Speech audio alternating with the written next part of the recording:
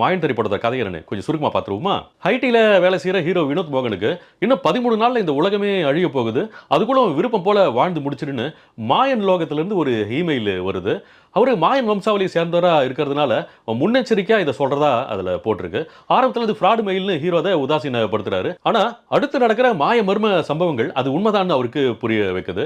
அதனால இந்த உலகம் அழியறதுக்கு முன்னாடி தன்னோட கடமைகளையும் ஆசைகளையும் அவசர அவசரமா நிறைவேற்றுற காரியங்கள்ல இறங்குறாரு.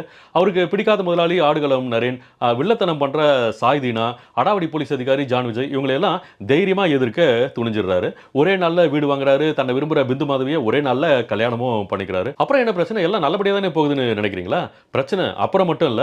படத்துல ஆரம்பத்துல இருந்தே பட்டியலிட முடியாத அளவுக்கு ஏகப்பட்ட பிரச்சனைகள் தான். தமிழ்ல இப்படி ஒரு கான்செப்ட்ல விஎஃப்எக்ஸ் அனிமேஷன் பிரம்மாண்டத்தோட ஒரு படம் எடுக்கணும்னு களத்தில் இருக்கிற இயக்குனர் ராஜேஷ் கண்ணாவோட முயற்சியை கண்டிப்பா பாராட்டணும். ஆனா அவரோட இந்த சோதனை முயற்சி படத்தோட முதல் காட்சியிலிருந்து ஒவ்வொரு காட்சியிலையும் நமக்கு பெரிய சோதனையா ஆயிடுது.